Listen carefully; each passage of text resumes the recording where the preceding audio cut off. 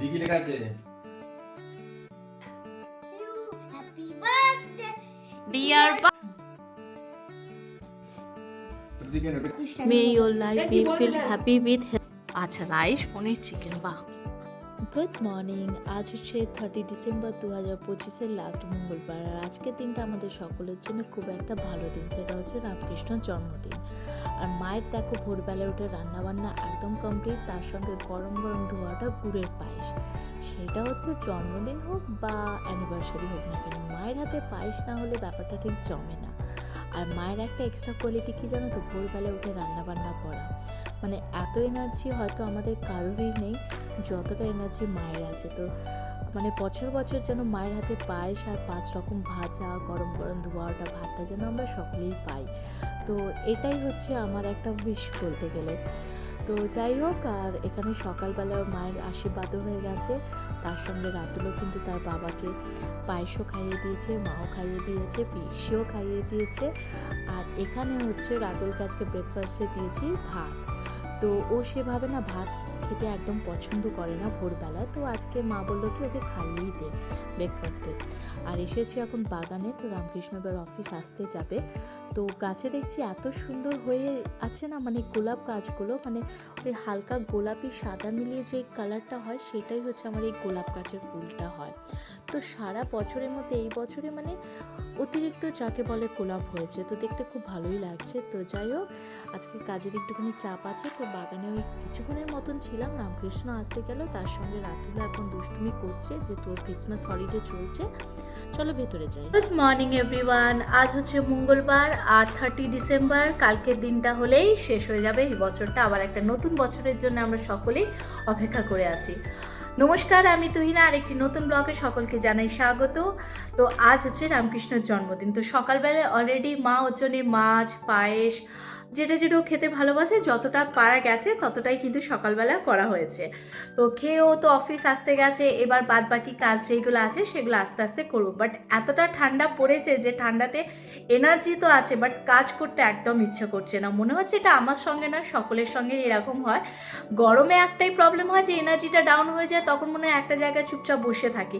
আর এটা কি ঘুরে ঘুরে কাজ করতে পারবো ঠান্ডাতে, এটা একটা দিকে সুবিধা। বাট এত ঠান্ডা পড়েছে আজকে, হালকা করে একবার রোদ উঠছে, একবার করে কমে যাচ্ছে, বাট আবার দেখছি মেঘও করছে। এবার যাই না আজকালের মধ্যে বৃষ্টি হবে কি হবে না, তো আরও একটু বেশি ঠান্ডা পড়বে।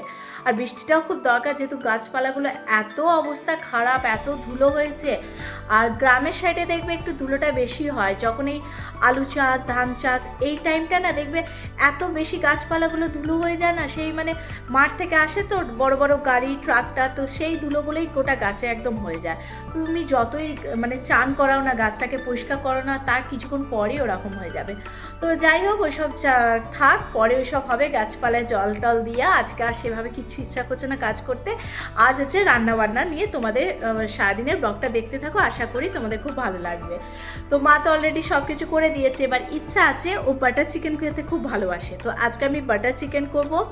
আর যেহেতু আমরা ননভেজ খাই, তো মায়েরা ভেজ খায়, তো তাই জন্য মায়েদের আমি চেষ্টা করছি যে পনির করব, বাটার পনির করব। আর তার সঙ্গে পোলাও বা যদি পরোটা হয়, পরোটা, রুটি কিছু একটা করবো রাত্রিবেলায়। এবার তার আগে তো সব কিছু জোগাড়টা করতে হবে, তো চলো এবার যাই রান্নাঘরে।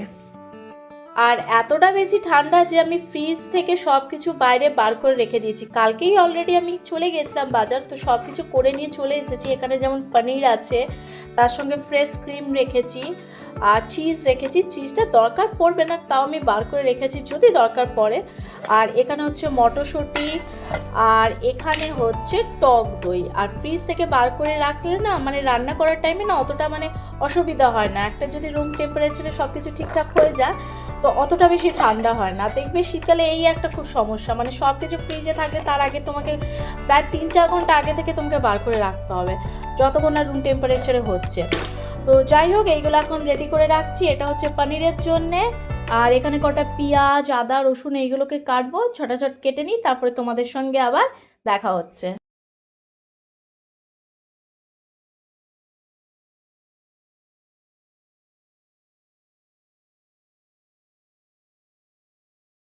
আচ্ছা, আমি বাটার পনিরের জন্য মশলাটাকে রেডি করছি। তো একদিকে বাটার চিকেনও করব আর বাটার পনিরও করব, যেহেতু আমরা খাই ননভেজ, মায়েরা খায় ভেজ। তো এখানে যেমন পেঁয়াজ, টমেটো, আদা, রসুন, কাঁচা লঙ্কা, শুকনো লঙ্কা সব কিছু দিয়ে বাটারে খুব ভালো করে ভেজে নিচ্ছি। কাজু বাদামও অ্যাড করেছি। আর ভেজে নেবার পর ঠান্ডা করে একটা মশলা বানিয়ে রেখে দেবো, দেন চিকেন আর পনির আলাদা করে নেবো। তো এই হচ্ছে আজকে বার্থডে রেসিপি। তোমাদের সব কিছু রেসিপিগুলো আমি শেয়ার করব আমার ইউটিউব শর্টস আর আমার ফেসবুক পেজে, তুহিনা দত্ত ব্লগস, আর একটা হচ্ছে ব্লগ পাস্টের তুহিনা চ্যানেল। তো তোমরা চেক ইন করে নিও। চলো তাড়াতাড়ি করে রান্নাবান্নাটা করে নিও, অনেকটা লেট হয়ে গেছে। আর এতক্ষণ আবার মানে কারেন্ট ছিল না, তো এই জাস্ট এলো। এবার এটাকে ঠান্ডা করে তাড়াতাড়ি করে পেস্ট করে নিতে হবে মশলাটাকে। এই জাস্ট লাঞ্চ করে উঠলাম, তো এখন আমি পনিরটাকে বসিয়েছি। তো এখানে গ্রেভি রেডি হচ্ছে, আর এখানে সব পনিরগুলোকে ভেজে দিয়েছি। এবার এইটাকে অ্যাড করব। আর এখানে হয়ে গেছে আমাদের বাটার চিকেন অলরেডি রেডি। তো সব রেসিপি আমি তোমাদের সঙ্গে শেয়ার করব, সেটা হচ্ছে নেক্সট ব্লগে।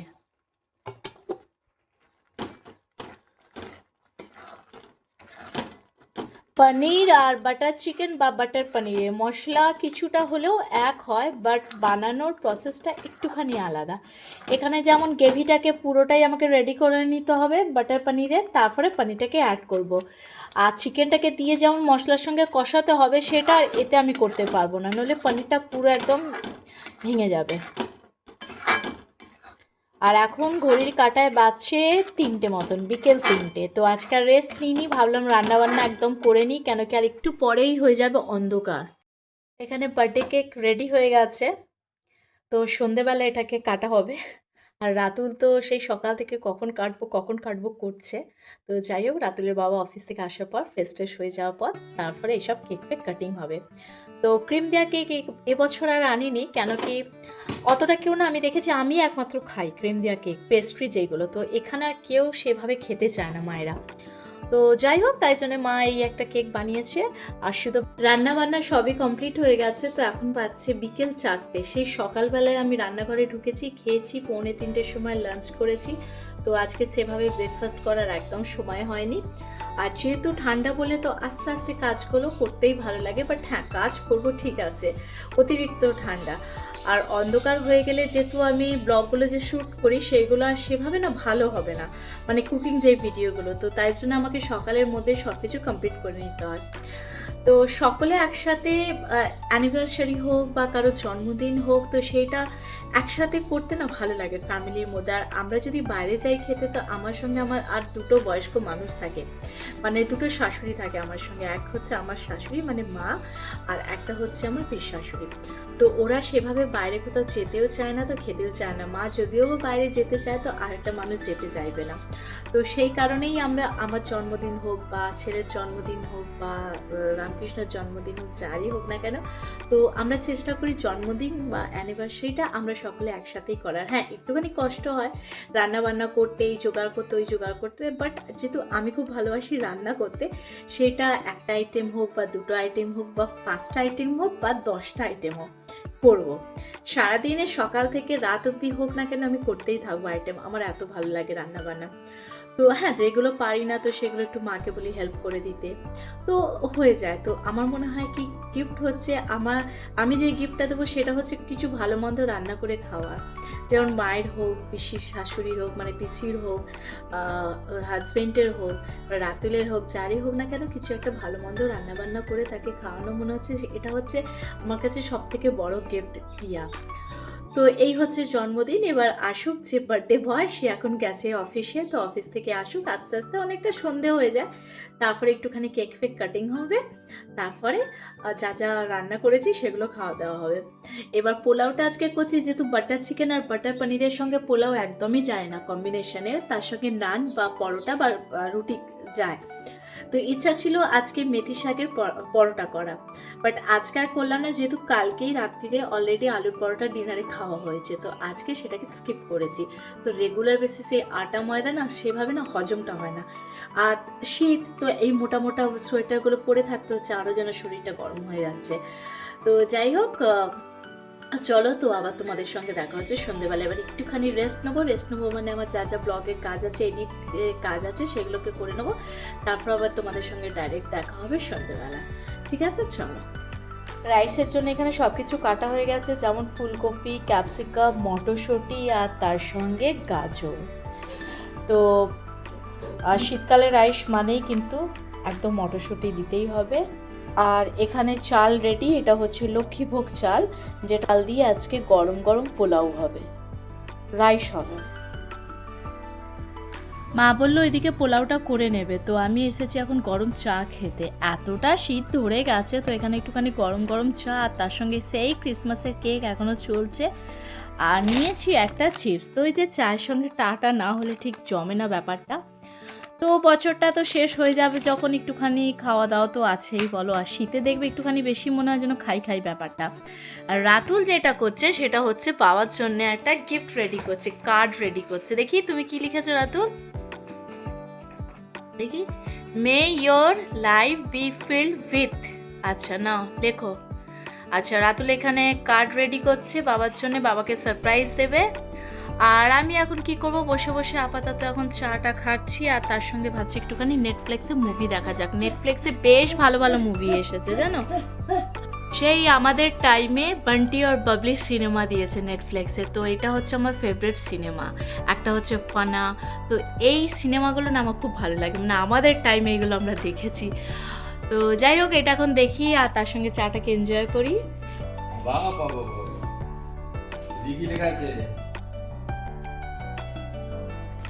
বোঝা যাবে, হালকা হালকা হ্যান্ডরাইটিং বোঝা যাবে না। ভালো হয়েছে হ্যান্ডরাইটিংটা, ভালো হয়েছে।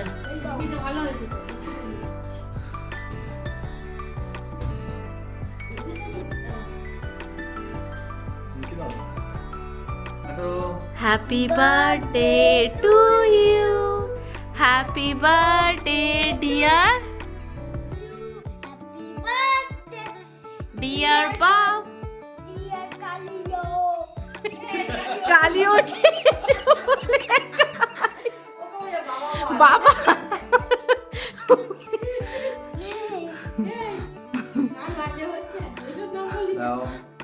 ওইটাই তো এঁকেছে বাবা।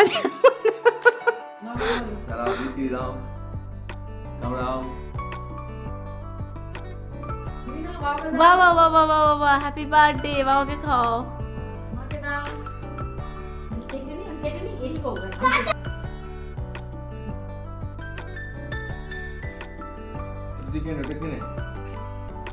Happy birthday to you. হ্যান্ডরাইটিংটা ভালো হয়েছে ভাবি, হ্যান্ডরাইটিং।